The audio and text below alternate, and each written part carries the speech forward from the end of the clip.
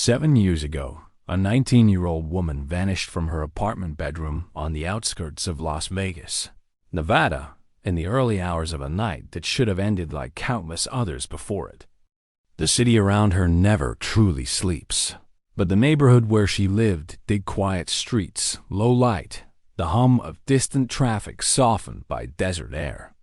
At first, police considered the possibility that she had simply left on her own. There were no shattered windows, no forced entry, no immediate signs of violence. But one person close to her never accepted that explanation. Not even for a moment. In 2018, Brenda Morris was balancing adulthood at full speed. She was 19 years old, newly independent, and living alone in a modest apartment complex on the edge of the city, far enough from the Strip to feel removed from its chaos, but close enough to make her nightly commute to work manageable. She worked as a nightclub dancer, a job that demanded discipline, physical stamina, and strict adherence to schedules. Brenda was known for being punctual, reliable, and unfailingly polite. She showed up when she said she would. She answered her phone. She checked in. For years, the case would sit unresolved, boxed and shelved, until a routine modern process, something as ordinary as paperwork, collided with a trace left behind that night. A system designed for efficiency would uncover what human memory could not. But that outcome was still far in the future. Separated from 2018 by years of silence, unanswered questions, and a life quietly unfolding elsewhere. Before that night, Brenda's world was structured and deliberate. Her apartment reflected that. The furniture was sparse but intentional. A small couch pressed against the wall, a narrow kitchen table that doubled as a desk, blackout curtains drawn tight to keep the desert sun out during the day. Her bedroom was her sanctuary. A neatly made bed, a knit stand with her phone charger, a paperback novel she had been rereading, and a cheap digital clock whose blue numbers glowed in the dark. From the window, the parking lot lights cast long shadows across the pavement. Steady and familiar, Brenda kept close friendships despite her unusual hours. She checked in with family regularly, sending quick texts after her shifts, sharing mundane details about work and plans for the future. She talked about saving money, about eventually leaving Las Vegas, about building something stable that belonged entirely to her. She carried herself with quiet resilience, aware of the risks of the city, but confident in her ability to manage them. The routines mattered. They created predictability in a life that ran opposite the rest of the world. Brenda typically returned home in the early morning hours, locking the door behind her, placing her keys in the same spot every time. Neighbors were accustomed to seeing her car parked in its assigned space just before dawn. Nothing about her habits suggested instability or impulsiveness. There was no history of disappearing without notice, no pattern of cutting contact, and yet, somewhere between night and morning, the certainty of that routine fractured. The space that had always represented safety, her own bedroom, behind a locked door, became the center of a mystery that would stretch across years. What happened in that quiet apartment would echo far beyond its walls, reshaping lives in ways no one could have anticipated. Where are you watching from tonight? And what time is it there? Brenda Morris lived alone, but she was never isolated. Her apartment was small, one bedroom tucked into a low beige complex built for affordability rather than charm. The units were arranged in long rows, each with identical doors and narrow patios enclosed by waist-high walls. At night, the complex settled into a muted stillness broken only by the occasional passing car or the soft rattle of air conditioning units struggling against the desert heat. For Brenda, the predictability of the space mattered. It gave her control. Her days began in the afternoon. Blackout curtains kept the sun from flooding her bedroom, allowing her to sleep through the brightest hours. When she woke, she followed a routine that rarely changed. Coffee made in a single-serve machine, a quick scroll through messages, a shower timed precisely so she could leave for work without rushing. She was disciplined with her time. Friends often joked that Brenda treated her life like a schedule she refused to break. Family remained a constant presence, even from a distance. She spoke with them several times a week, sometimes more. The calls were brief but consistent, filled with updates about work, finances, and plans she was quietly assembling for the future. She didn't romanticize her job, but she took pride in how she handled it. She paid her rent on time. She kept her space clean. She made sure the people who cared about her knew where she was. The bedroom itself reflected the balance between comfort and caution. The bed sat against the interior wall, positioned so she could see the door from where she slept. A dresser stood opposite, its top lined with neatly folded clothes and a small jewelry tray. Her phone was always within reach at night, plugged in beside the bed. The door had a standard lock and a secondary chain she sometimes used when she remembered. The window faced the parking lot, visible but elevated enough that she never thought much about it. Brenda's closest relationships were built on reliability. She had friends from work she occasionally met for late meals after shifts ended, but she was careful about where she went and who she trusted. Coworkers knew her routines almost as well as she did. She left the club at roughly the same time most nights. She drove straight home. She didn't linger. That consistency, meant to keep her safe, also made her movements easy to anticipate. There were other adults orbiting her life, mostly unnoticed. Neighbors who recognized her by sight but not by name. A maintenance worker who fixed a faulty lock weeks earlier. A rideshare driver who once dropped her off when her car was in the shop. Faces that blended into the background of daily life, unremarkable and unexamined. In a city like Las Vegas, anonymity was the default. On the evening before she vanished, everything unfolded as expected. Brenda prepared for work, double-checked her bag, and locked the door behind her. The air was warm, even after sunset. The parking lot lights flickered on as she pulled away, casting familiar shadows across the concrete.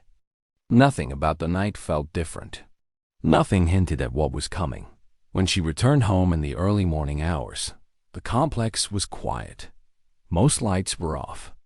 She parked, walked a short distance to her door, and went inside. The routines held. Keys placed down, shoes removed. The door closed behind her. It was the kind of ordinary ending that rarely gets remembered until it becomes the last one.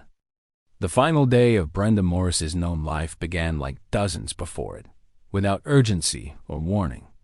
In the late afternoon of 2018, she woke beneath drawn curtains as the desert sun pressed against the outside of her apartment. The digital clock on her nightstand read 3:42 p.m.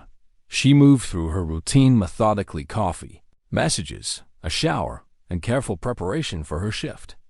By 6:30 p.m., she was dressed and ready, her movements practiced and unhurried. At 7:10 p.m., Brenda left her apartment and drove toward the nightclub where she worked. The strip pulsed with neon and traffic, a contrast to the quiet edges of the city she called home. Her shift began on time. Coworkers later recalled nothing out of the ordinary. Brenda was focused, friendly, and professional. She followed her schedule, completed her responsibilities, and declined invitations to linger afterward. By 2:18 a.m., she clocked out. Shortly after 2:45 a.m., Brenda's car was seen entering the apartment complex. Surveillance coverage in that area was limited, and no camera captured her walk to the door. What is known is that she made it inside. Her keys were later found where she always left them. Her shoes were neatly placed by the entryway. The apartment showed no signs of a struggle. Sometime between 3 a.m. and 5 a.m., something changed. In one nearby unit. A neighbor later described waking briefly in the night to the sound of movement outside, footsteps that seemed out of place at that hour. Then nothing. In Brenda's apartment, the bedroom remained dark. illuminated only by the faint glow of the clock. The air conditioner cycled on and off, filling the silence with mechanical rhythm. There would later be a fragment of a memory, recounted by someone close to Brenda, that troubled investigators for years. A sense of a presence, a shadow where there should not have been one. The vague impression of someone standing near the doorway, partially blocking the ambient light from the hall. The moment passed quickly, dismissed as a dream or fatigue, the mind searching for logic in the dark. No one screamed. No alarm sounded. The night closed back over itself. Morning came quietly. By 10:30 a.m., concern began to replace routine. Brenda hadn't answered messages. Her phone went straight to voicemail. By early afternoon, friends attempted to reach her again. When there was still no response, someone drove to the apartment. The door was locked. Inside, everything was as she had left it, except for one thing. Brenda was gone. The panic escalated fast. Calls were made. A missing person report followed. Officers arrived, moving through the apartment with careful attention. They noted the untouched bed, the charger still plugged in, the absence of her phone. There was no sign she had planned to leave. No packed bag. No note. No explanation. And if stories like this keep you pulled in, make sure you're subscribed so you never miss what comes next. As the afternoon wore on, the sound of a patrol car pulling into the complex cut through the still air. Red and blue lights reflected off beige walls and parked cars. What had begun as a quiet concern was now something heavier, something that would not resolve itself easily. The first patrol officers approached Brenda Morris's apartment with measured calm, but the tension was already evident. They treated the space as both a residence and a potential scene, moving deliberately, documenting what they saw before touching anything. The front door showed no damage. The lock was intact. Inside, the air felt still, undisturbed, as though time had paused hours earlier and never resumed. They began in the bedroom. The bed was unmade, but not disturbed in a way that suggested violence. The digital clock on the nightstand had stopped blinking at 12 o'clock, likely from a brief power interruption, but no one could say when that had happened. Brenda's phone was missing. Her purse was not in the apartment. Everything else was where it belonged. Clothing folded. Jewelry untouched. The officers noted the window facing the parking lot, its screen intact, its latch unbroken. A deputy stepped outside to examine the immediate area. In the pale late morning light, subtle irregularities became visible. Near the edge of the patio wall, the gravel had been disturbed, compressed as if someone had shifted their weight there. A few feet away, in a patch of dirt beside the walkway, a partial footprint was visible, clearly larger than Brenda's shoes, the tread pattern consistent with an adult male boot. Leading away from it, the ground showed faint scuff marks, shallow but directional, disappearing toward the far end of the complex. Then there was the item. Lying near the base of the wall, partially hidden by shadow, was one of Brenda's personal belongings, a small piece she carried daily, something she would not have intentionally left behind. It was photographed, gloved, and placed into an evidence bag. To the investigators, it read less like an accident and more like interruption. By early afternoon, the response widened. Yellow tape cordoned off the immediate area. A command post was established at the edge of the complex. Officers canvassed neighbors, knocking on doors, asking about unusual sounds, unfamiliar vehicles, anything out of place during the early morning hours. Most people had slept through the night. A few recalled distant noises, but nothing concrete. Search teams formed quickly. Volunteers joined deputies in combing nearby alleys, drainage channels, and desert edges beyond the last row of apartments. K-9 units worked the ground where the footprint had been found, tracking the scent briefly before it dissipated near a roadway. The heat rose fast, baking the earth and blurring whatever trace might have remained. Inside the apartment, one officer sat with a family member, documenting a fragmented account of a nighttime impression, a sense of someone standing in the room. The statement was written down carefully, though it was clear from the measured nods and exchanged looks that it was being treated with caution. Memories formed in darkness were unreliable. Still, it was logged up by the end of the day. The picture had shifted. This was no longer a simple welfare check or a delayed response. The evidence clustered near the apartment footprints, disturbed ground. The personal item pointed outward, away from the idea of a voluntary disappearance. The lead investigator stood at the edge of the taped area, staring down the line of scuffed earth, understanding that whatever had happened to Brenda Morris had begun here, in a place she believed she was safe. By the second day, the investigation into Brenda Morris's disappearance had taken on a new shape. Inside the local precinct, photographs from the apartment complex were spread across a long table. Maps of the surrounding area were marked with highlighter and pen.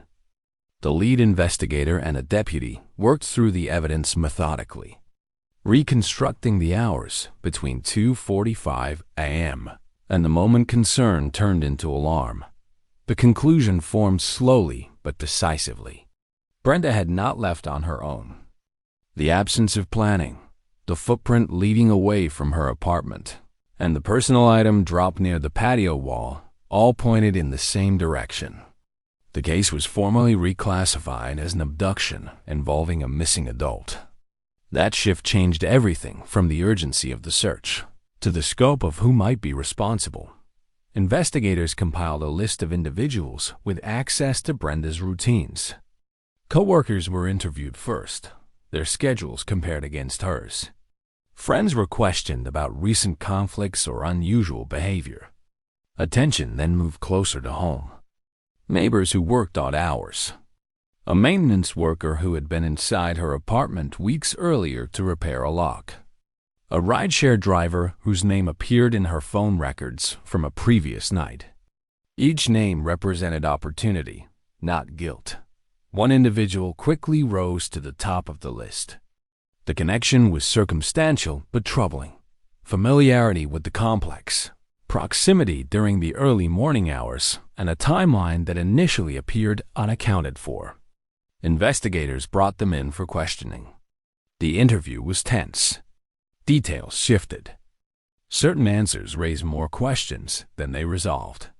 For a brief period, it seemed possible the case was already narrowing toward a conclusion, but the evidence would not cooperate. Shoe impressions taken from the suspect did not match the tread photographed outside Brenda's apartment. Work records and electronic data placed them elsewhere during the narrow window when Brenda vanished. Medical documentation explained a physical limitation that would have made the abduction as reconstructed unlikely. One by one, the objective facts dismantled the theory. The suspect was released, officially cleared, leaving the investigation once again without a clear direction. Search efforts intensified before they thinned. Days turned into weeks. Additional areas were combed: vacant lots, desert washes, abandoned structures beyond the city's edge. Outside agencies reviewed the case file, noting the controlled nature of the abduction. Whoever took Brenda had moved calmly, without panic, and appeared to know the terrain. There was no ransom demand, no communication, no credible sightings. Eventually, resources were reassigned. Leads dried up. The pressure that had driven the first weeks of investigation slowly dissipated. For Brenda's family and friends, time began to stretch in unnatural ways, each day heavy with unanswered questions. The investigator carried the weight differently, replaying the scene, the evidence, the missed possibilities. If you want to know what investigators uncovered next, go ahead and like this video. Months later, the file was formally moved to an active status. Photographs were labeled, evidence bags sealed. A cardboard box bearing Brenda Morris's name and the year 2018 was placed onto a metal shelf in a storage room, one case among hundreds. The door closed, the lights switched off, and the case waited. Time did what it always does to unresolved cases. It moved forward without asking permission. Years passed. The apartment complex where Brenda Morris vanished saw tenants come and go. Paint faded. Numbers on doors were replaced. New management took over, unaware of the events tied to one unit more than any other. Las Vegas itself continued to reinvent, stretching outward into the desert, swallowing quiet edges with new development. The city's noise grew louder, even as Brenda's name was spoken less often outside of family circles. Inside the police department, the case physically moved but never disappeared. The box was relocated during an evidence room reorganization, then again when records were partially digitized. At one point, a leaking pipe forced staff to evacuate a storage area, and several old files were deemed too damaged to save. Brenda survived, intact, almost by accident. Her evidence bags remained sealed. Her photographs stayed clipped together. The footprint images, grainy and imperfect, were still there. The lead investigator eventually retired. Before leaving, they made a quiet habit of checking the cold case shelves, running a hand along the spines of boxes they remembered too well. Brenda's was one of them. There was regret attached to it, not from negligence, but from limitation. In 2018, there were no answers left to chase. Her family learned how to age with uncertainty. Birthdays came and went. Some years were acknowledged softly. Others passed in silence. Photos were kept in drawers, then moved to albums, then sometimes avoided altogether. Hope never vanished completely, but it thinned, becoming something fragile and carefully handled. What no one connected to the case could see was the parallel life unfolding elsewhere. Under a different name, Brenda was alive. She lived in places that were not home, surrounded by paperwork that explained her existence but never truly fitted. Documents listed parents who felt distant, dates and details that were technically correct but emotionally hollow. She adapted because she had to. Survival required compliance.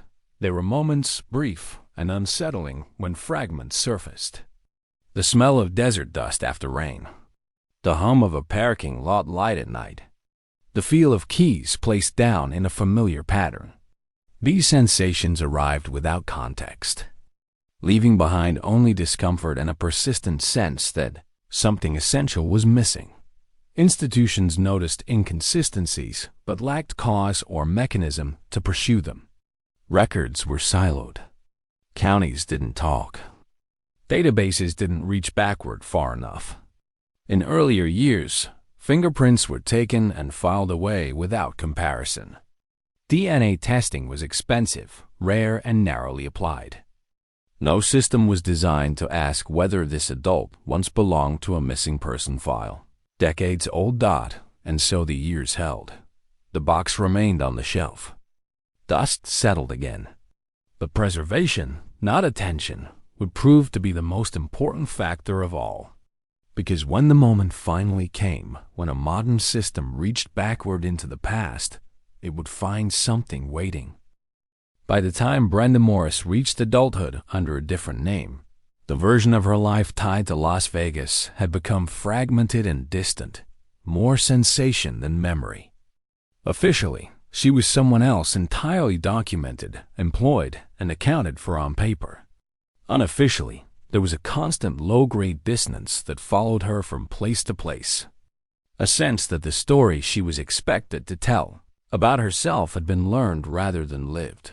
The records that supported her identity were functional but thin. Birth documentation that appeared suddenly, with no hospital trail. Early schooling marked by gaps that administrators attributed to relocation. Medical forms filled with approximations rather than certainty. No one detail was alarming enough to trigger action. Together, they formed a background hum of inconsistency that was quietly ignored. She lived cautiously. Stability mattered more than ambition. She kept her circle small, and avoided questions that required long explanations. When asked about family, she answered with what she had been told, even as the words felt strangely detached.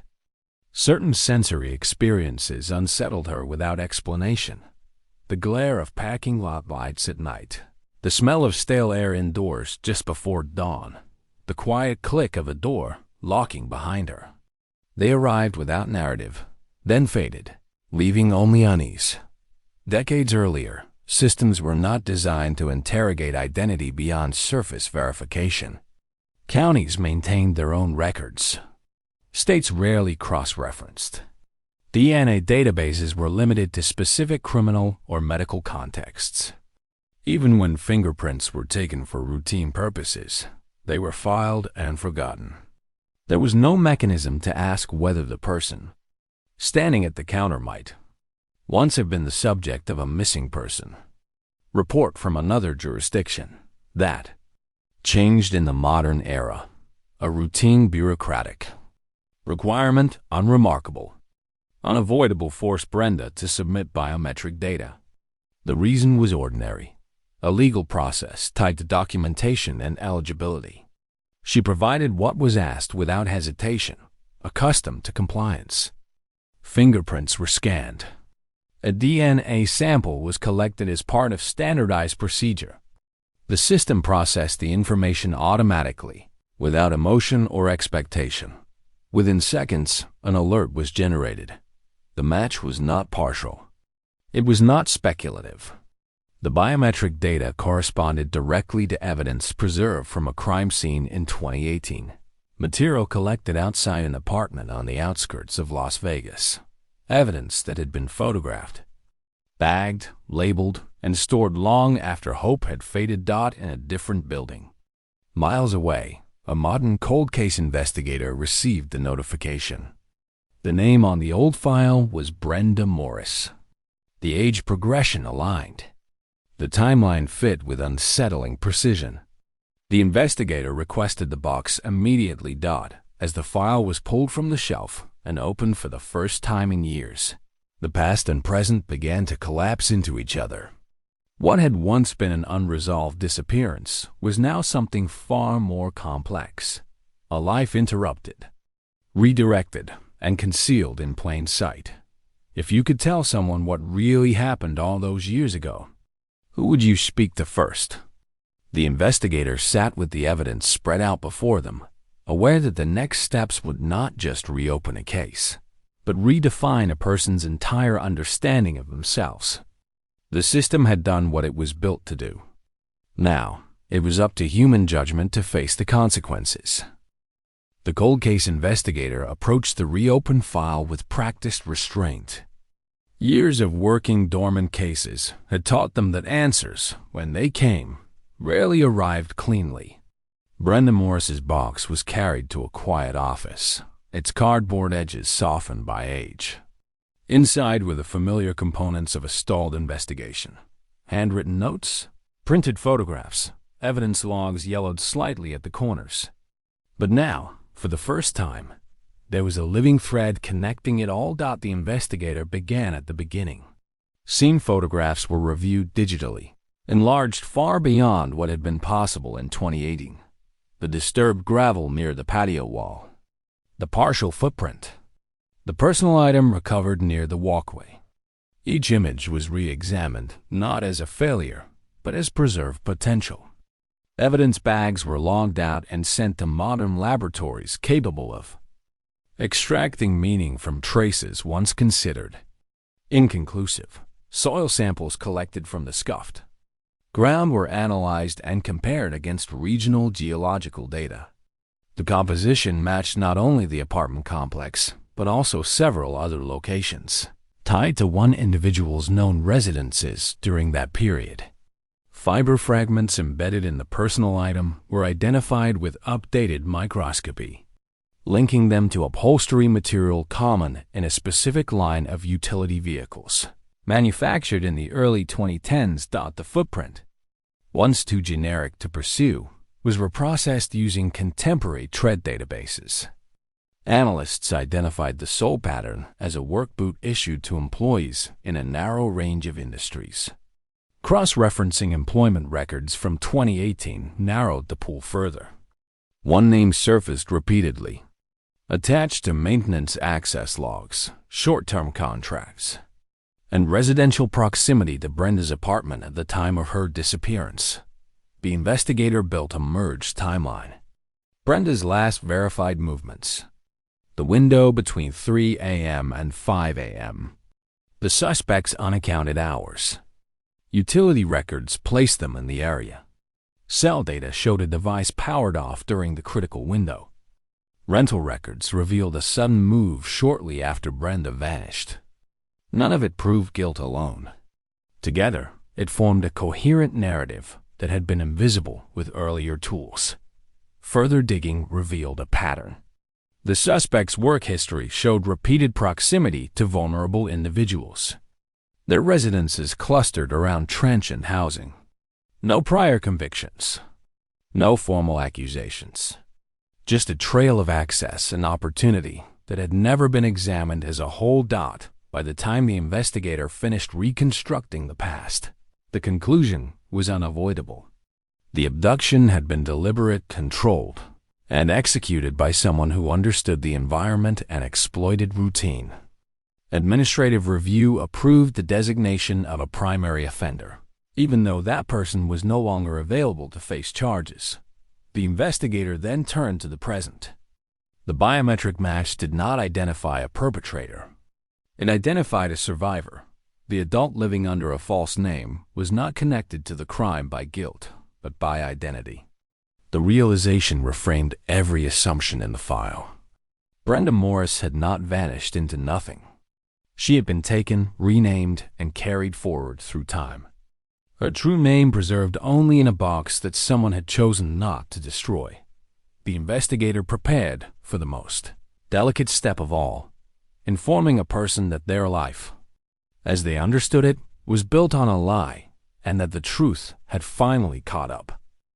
The notification was handled with care, but nothing could soften its impact. When law enforcement contacted the adult living under the false identity, the conversation unfolded slowly, grounded in verification rather than accusation. The explanation was summarized, factual, and deliberate. Her fingerprints and DNA had matched evidence from a missing person case dating back to 2018. The name attached to that file was Brenda Morris. At first, the information resisted comprehension. Shock arrived before recognition. The idea that her identity could be wrong, fundamentally, irreversibly wrong, created a sense of vertigo. Pieces of her life suddenly felt unstable, as though they might collapse under scrutiny. There was denial, followed by an aching inevitability. The memories that had never quite belonged anywhere began to reposition themselves, slotting into a narrative that had been stolen from her before it could fully form. DNA testing was conducted next, this time with intention. Surviving biological relatives were located and asked to provide samples. The science was unambiguous. The results confirmed a direct biological relationship, eliminating coincidence or clerical error. Brenda Morris was alive. The first meeting was arranged quietly, without spectacle. When it happened, it was restrained and fragile, shaped by years of imagined absence. Family members studied her face with an intensity that bordered on disbelief, searching for the 19-year-old they had lost. They recognized her not through certainty, but through details and expression that surfaced unexpectedly. A familiar cadence in her voice, a gesture that mirrored someone remembered. For Brenda, the reunion carried its own complexity. These were people who knew her before she knew herself, who held memories she had been denied. There was relief in being found, but also grief for the years that could not be returned. Anger surfaced, then receded, replaced by exhaustion. Two lives now existed within her, the one she had lived and the one that had been waiting. The family navigated the moment with care, aware that reunion did not erase trauma. Conversations unfolded in fragments. Details were exchanged cautiously. Each side learned where the other had been frozen in time. Joy and sorrow coexisted, neither capable of fully claiming the moment. Back at the department, the cold case investigator completed the final administrative steps. The file was updated. The designation changed. Brenda Morris was no longer listed as missing. The case was marked resolved, though the investigator understood the word was imperfect. Resolution on paper did not equate to healing in reality. For Brenda, identity was no longer an abstraction. It was reclaimed, documented, and acknowledged. But integration would take time. The truth had arrived late, and its weight would need to be carried forward, reshaping every part of what came next. The formal resolution of Brenda Morris's case was handled without ceremony. Official records were amended to reflect what the evidence now made undeniable. The disappearance from 2018 was reclassified as an abduction. The adult identified through modern forensic review was named as the primary offender, their role documented in detail despite the absence of a trial. The language was precise, restrained by what could be proven rather than what was suspected. Certain questions could never be fully answered. Why Brenda had been chosen. Why the abductor believed they could erase one identity and substitute another. Investigators could infer motive only in broad terms: access, control, opportunity, but the interior reasoning remained inaccessible. The passage of time ensured that some truths would remain unreachable, sealed behind death or silence. Looking back, the original investigation was re-examined not to assign blame, but to understand limitation. In 2018, the evidence had been collected correctly. The footprint photographed, the personal item preserved, the witness account recorded, even when it could not be validated. What had been missing was not effort, but infrastructure. The systems needed to connect Brenda's survival to her disappearance simply did not exist.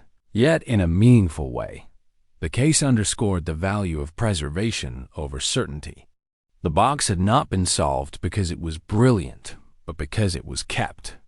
Evidence stored carefully, records retained beyond their perceived usefulness, and cases revisited with new tools proved more powerful than any single breakthrough. The truth had waited for the technology capable of recognizing it. For Brenda, justice did not arrive as punishment, but as restoration. Her name was returned to her. Her history was reclaimed. The loss remained years shaped by coercion and confusion could not be undone. But identity, once stolen, had been restored with clarity and dignity. The family, too, was left to reconcile joy with grief, learning how to live in the presence of someone they had mourned. In the end, the case offered no triumph, only reckoning. A reminder that safety can fracture quietly. That absence echoes for decades, and that truth, even when delayed, still has the power to change everything. And when you're ready, click the video on the right to explore another case.